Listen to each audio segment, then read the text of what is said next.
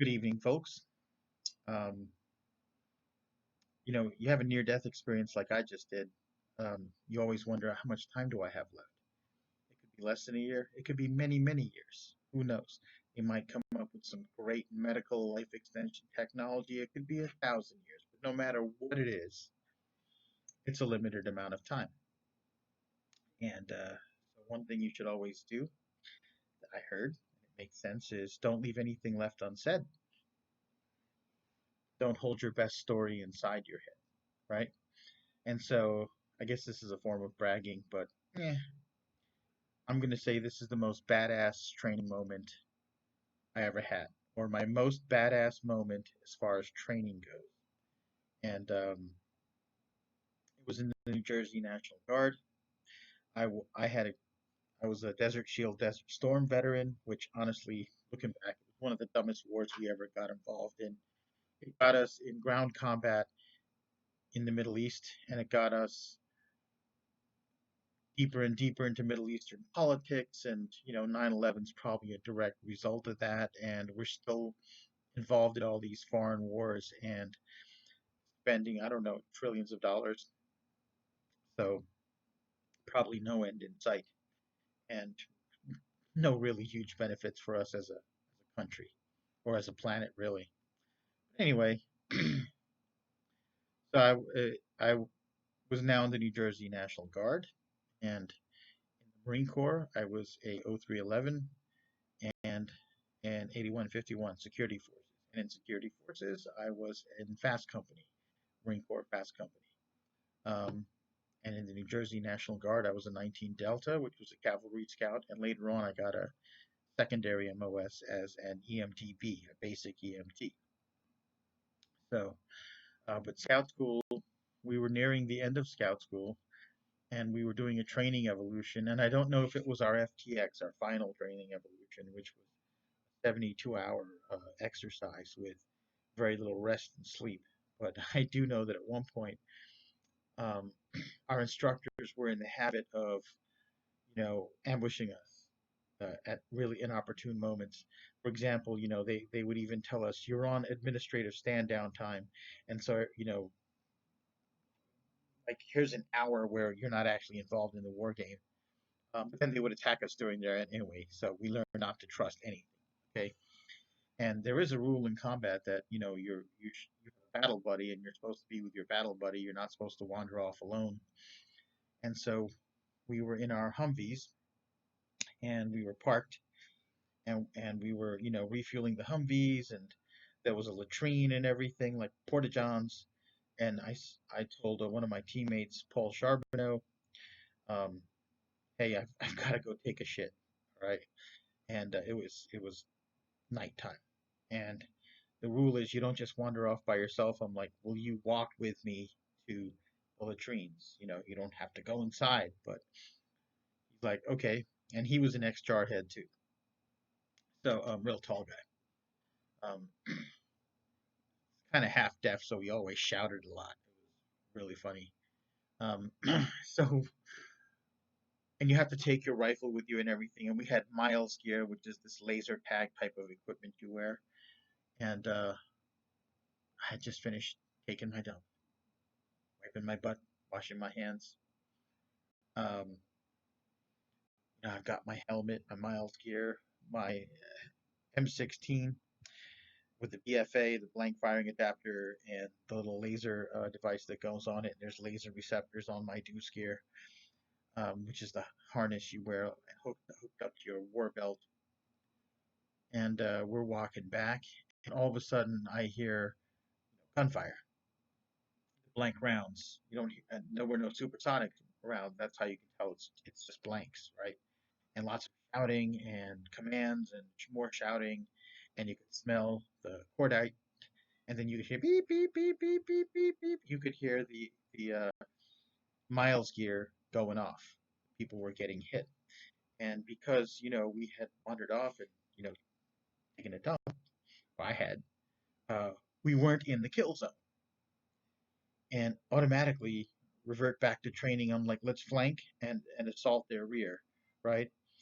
So we knew where the kill zone was. We estimated where our instructors, who were, many of them had been in the military over a decade, right? Or were staging their assault. And so we flanked around, and they had pretty much wiped out all of the students, right? Wiped them all out. All their miles gear was buzzing, and we were at the 6 o'clock of the instructor's position, and they were basically shooting from behind Humvees. And I said, "Let's go." So we started shooting, and all their miles gear goes off, right? We with our blank rounds and our laser designators killed, made casualties in the war game of all of our instructors. And I remember I was standing on the left, and Paul was standing on the right. And it must have been daytime because I remember seeing our instructor. So it must have been daytime. It was so long ago. So this was just before nine. This is before 9/11. And then we shot and shot and shot until our magazines were empty, right?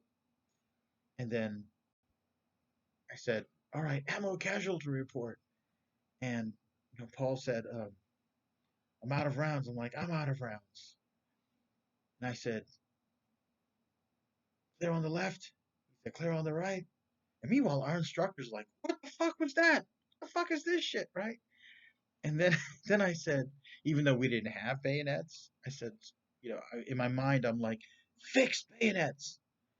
Paul looks at me. I'm like, "Kill!" And I started running. Yeah, right. And there's a line of Humvees, and I saw the first instructor, and I didn't get close enough to him to be danger close, but I went, "Ah, yeah," and I said, "Stay," and I said, "Butt stroke, stab, butt stroke, slash," and I ran up to the next one, and then the next one, and I remember there were three of our instructors on my side, and maybe two or three on the other, and I could hear like some of the instructors like, "What the fuck was that? What the fuck is that?" And on the very left side, we had a first sergeant.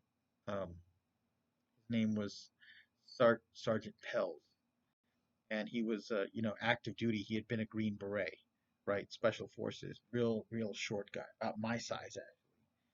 And like Dukin and Charbonneau getting some because they could never say my last name, Utkin, so they called me Upin, or they'd call me like Uki, right? He's like, "That's Ukin and Charbonneau getting some," and they're like, "What the fuck?" And the the commander, you know, secured the site, and we had an after action review. And someone asked one of the sergeants on the instructor team, you know, me, and I forget the sergeant's name. "Give me your report." He goes, "Well, I guess things were going fine till I got fucking bayoneted by Ukin." I just laughed, right? Um, because nobody expects a bayonet charge.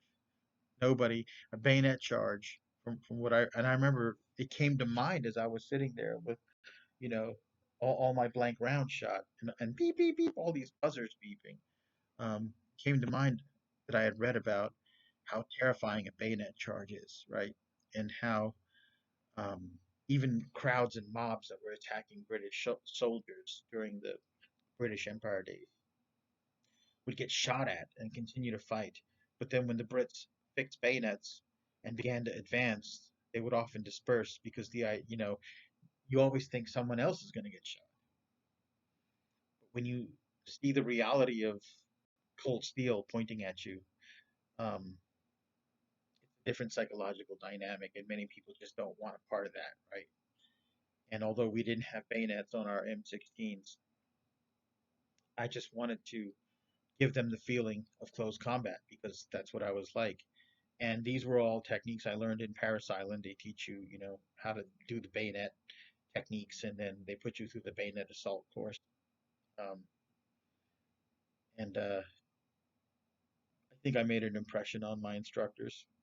Um, I don't think in all of their military career they had ever during a war game faced a simulated bayonet charge. And I would like to say that I was equally badass at every moment throughout training, before and after that, and that I had a flawless performance during RFDX, but that's not true. There were many stumbling moments. I made it. I had some good moments. I had quite a few bad moments. I was very tired. My knee began to hurt. I made it, and I got qualified as a cavalry scout, um, which I actually really enjoyed my time in the National Guard. I did 6 years. I got out around 2003, mostly because I thought our commander in chief, George Bush, was batshit crazy. And this whole idea that, okay, we won the war in Afghanistan, let's go attack Iraq. And I'm like, they had nothing to do with it. What are we doing as a nation? And uh, history speaks for itself. But I would say that in a training context, using a martial art technique as well as military techniques, that was probably my most badass moment. And I think a lot of it just came because I remembered what I had been taught. I decided to use it. I remembered what to do in a counter ambush. I remembered the idea that if you're out of the kill zone, you are automatically the flanking element and not you have the assault element, you have the flanking element, you have the main element. I remembered it and I said, hey, let's use it. And then I remembered to do an ammo and casualty report. Then I made the decision on the spot, fix bayonets.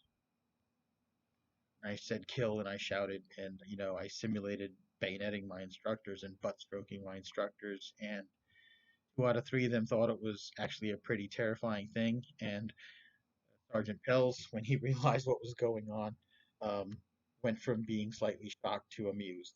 And at the very least, I think I got his respect, and that actually counted because A, we're both short, and B, he was a former Green Beret and probably had more tactical and strategic competency than any of the other instructors. Uh, Although there was one who was a Vietnam vet, but he was kind of way past his prime, and I don't know if he was completely present, as much present in the moment during every moment of training as the others were, because he had some medical issues, and I know that he was probably put on full disability not too long afterwards.